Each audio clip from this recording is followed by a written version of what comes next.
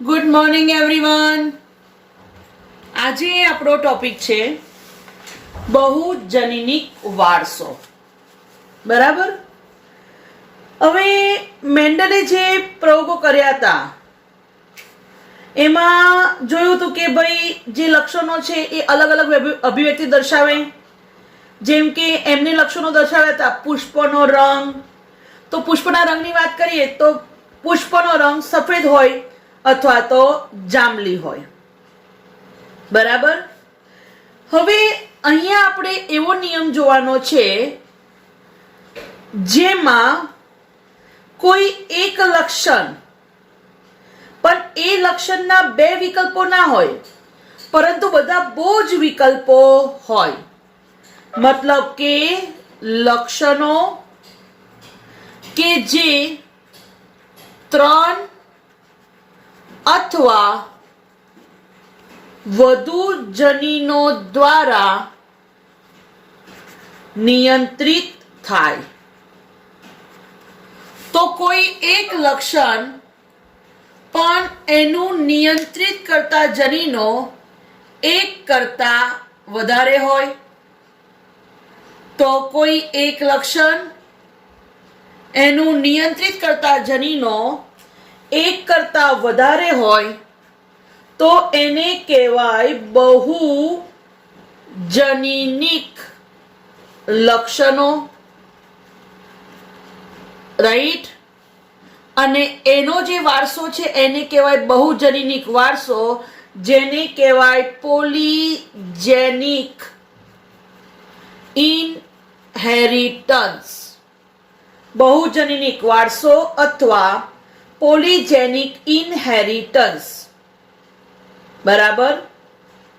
અહીંયા જનીનો તો ધ્યાનમાં રાખવાના જ છે, ઉપરાંત પર્યાવરણીય પરિબળ પણ અસર કરે છે કે ક્યાં રહીને લોકો વસે છે. આનું બેસ્ટ ઉદાહરણ છે મનુષ્યમાં ત્વચાનો રંગ. મનુષ્યના ત્વચાનો રંગ આનું બેસ્ટ ઉદાહરણ છે. એ પહેલા હું તમને કહી દઉં કે આ જે બહુજનીનો છે, બહુજનીનો એને સંચયી જનીનો પણ કહેવાય. સંચયી જનીનો, સંચયી જનીન કહેવાય. બરાબર. અને આ મનુષ્યમાં ત્વચાનો રંગ બહુવિકલ્પી જનીનો દ્વારા નક્કી થાય છે એવું કોને આપ્યું? વૈજ્ઞાનિકનું નામ એક્સ્ટ્રા છે, યાદ રાખજો, ડેવેનપોર્ટ. બરાબર. તો મનુષ્યમાં ત્વચાનો રંગ બહુવિકલ્પી જનીનો દ્વારા નિયંત્રિત થાય છે એવું કોને કીધું? ડેવેનપોર્ટ. બરાબર. હવે શું કીધું તું એમને? તો અહીંયા દરેક એલલ એટલે કે વૈકલ્પિક કારક એના સહયોગથી ત્વચાનો રંગ નક્કી થાય છે. હવે સમજી લો કે ત્વચાના રંગ માટે જવાબદાર જનીનો 3 છે, A, B, C. બરાબર. તો ખાસ ધ્યાન રાખજો કે ભાઈ જ્યારે કેપિટલ લેટર હશે તો એ ત્વચાના ઘેરા રંગ માટે જવાબદાર છે.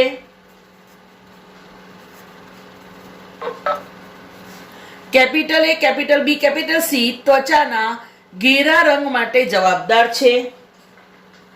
તો small A, small B, small C એ ત્વચાના ઝાંખા રંગ માટે જવાબદાર છે. તો એકદમ સિમ્પલી સમજી શકીશું કે જનીના જોડમાં હોય એટલે capital A, capital B, capital B, capital B, capital C, capital C. આવી વ્યક્તિ એનો ત્વચાનો રંગ એકદમ ઘેરો હશે. જ્યારે small A, small A, small B, small B, small C, small C. બરાબર. જે આવી વ્યક્તિ હશે એનો ત્વચાનો રંગ એકદમ કેવો હશે? ઝાંખો હશે. બરાબર. પણ જેનામાં આવું હશે capital A, small a capital b small b capital c small c, મતલબ કે 3 પ્રભાવી કોઈ પણ અને 3 પ્રચ્છન્ન કોઈ પણ 3. બરાબર. તો ત્વચાનો રંગ કેવો હશે?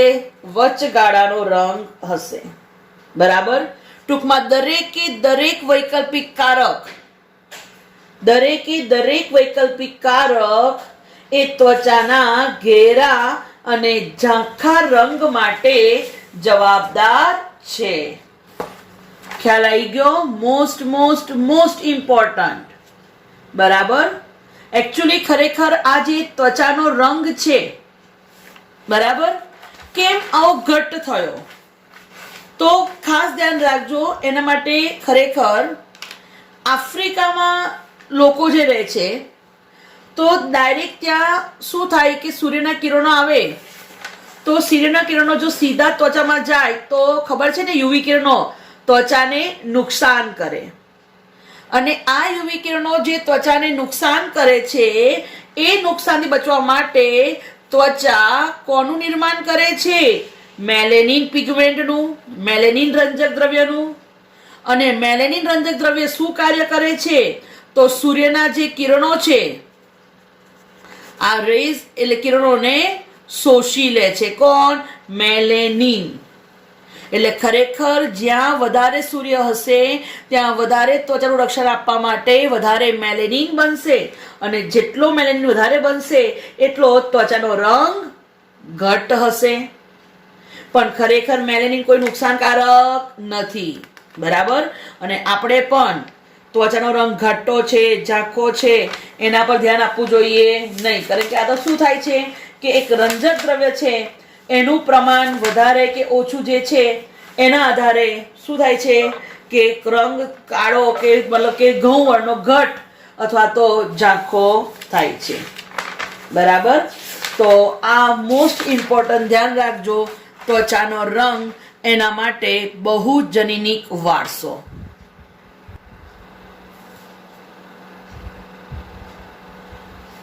તો ત્વચાના રંગ માટે આપણને ખબર પડી ગઈ કે ખરેખર જેટલા કેપિટલ હશે એટલો ત્વચાનો રંગ ઘટ, અને જેટલા સ્મોલ હશે એટલો ત્વચાનો રંગ ઝાંખો. તો તમે જુઓ, capital A, capital A, capital B, capital B, capital C, capital C, તો ત્વચાનો રંગ કેવો થશે? ઘટ. બરાબર. હવે બીજી એક શક્યતા છે કે આ જ જનીનમાં આવું પણ હોઈ શકે ને, capital A, small b, small b, small c, small c, અથવા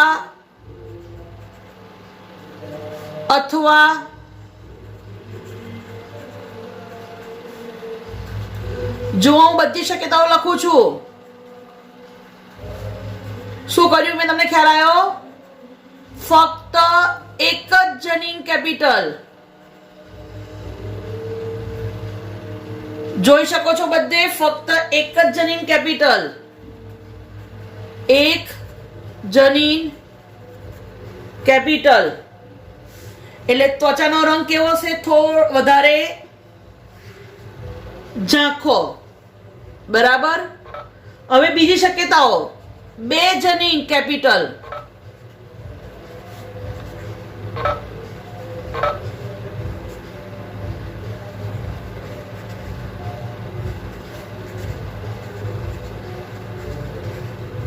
બહુ બધી શક્યતાઓ મળશે, તમે સમજી શકો છો.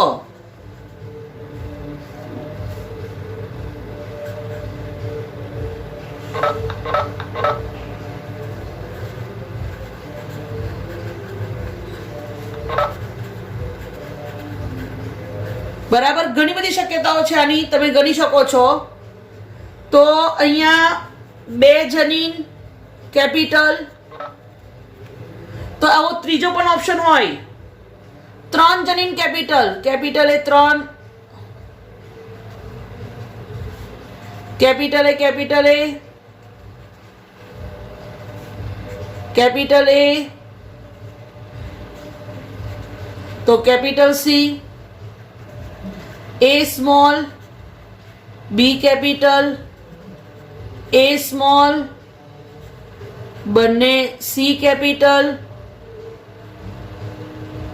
એ સ્મોલ, એક બી અને 2 સી કેપિટલ. આના પણ ઘણી બધી શક્યતાઓ છે, જેમાં કે શું છે 3 જનીન કેપિટલ. હાઈએસ્ટ લોકો આમાં આવશે જેમાં 3 જનીન કેપિટલ હોય, અને આવો તો ચાલો રંગ મુલેઠી કહેવાશે. બરાબર. એવું જ 4 જનીન કેપિટલ હોય એવી પણ શક્યતાઓ થશે.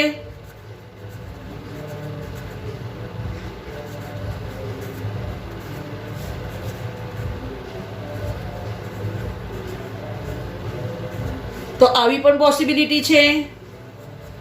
4 જનીન કેપિટલ, 5 જનીન પણ કેપિટલ હોય, capital A, capital B, capital B, capital B, capital C, small C, અથવા સ્મોલ એ, અથવા એક બી. શક્યતા તમે બનાવી શકો છો પેલી રીતે. તો અહીંયા કેટલા? 5 જનીન કેપિટલ. અને છેલ્લો ઓપ્શન તમને ખબર જ છે, 6 જનીન કેપિટલ. તો ખબર પડે ને, આનો ત્વચાનો રંગ વધારે ઘટ. ખ્યાલ આવી ગયો? બરાબર. ચલો અહીંયા છે ને સ્મોલ કરી દો. Small A, small A, small B, small B, small C. બરાબર.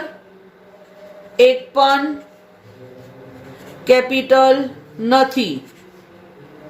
ધેરફોર ત્વચાનો રંગ આછો.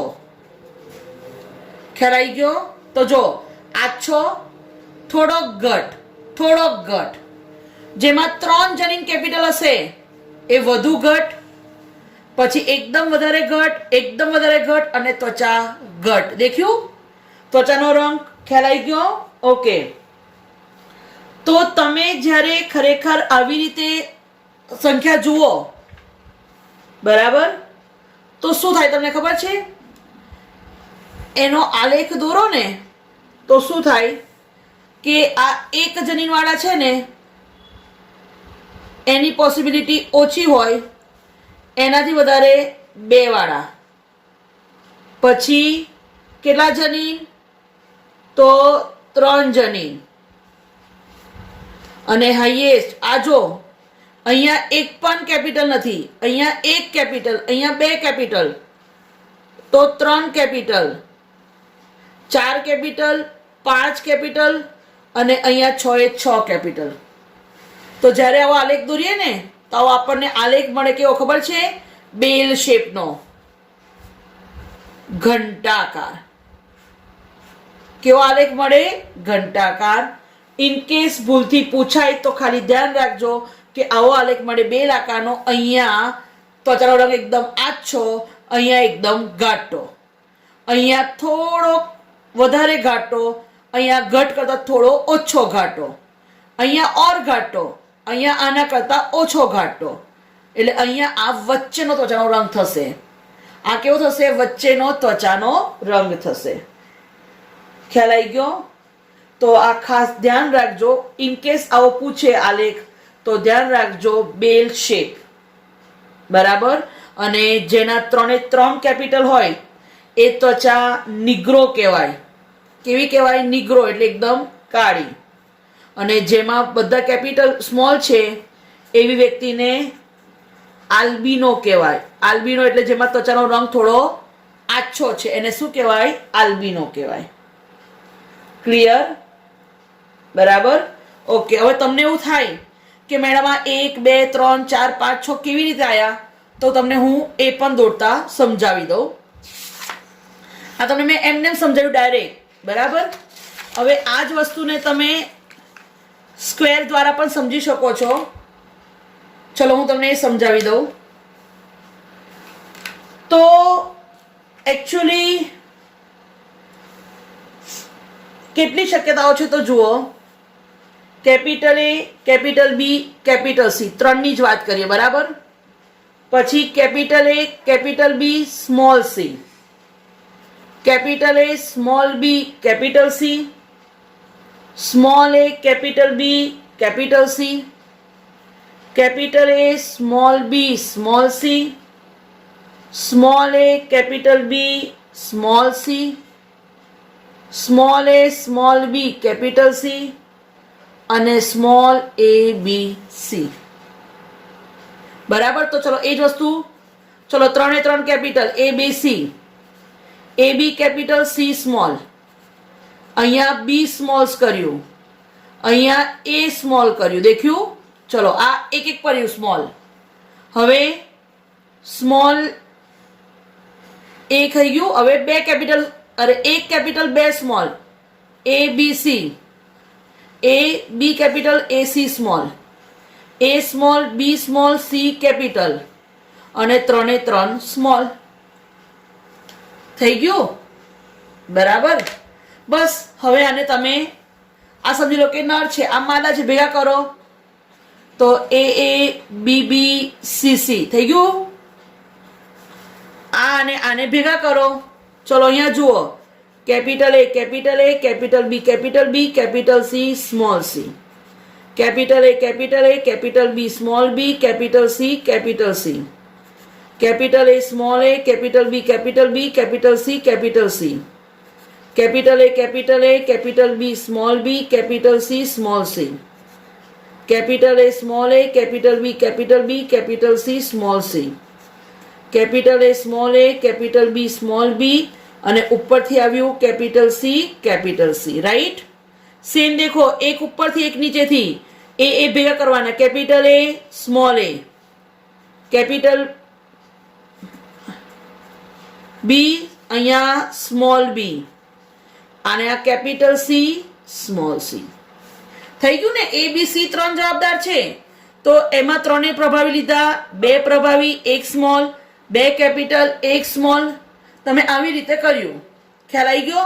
હવે એના પોસિબલ બધા જ ખાડા તમારે અહીંયા દોરવાના.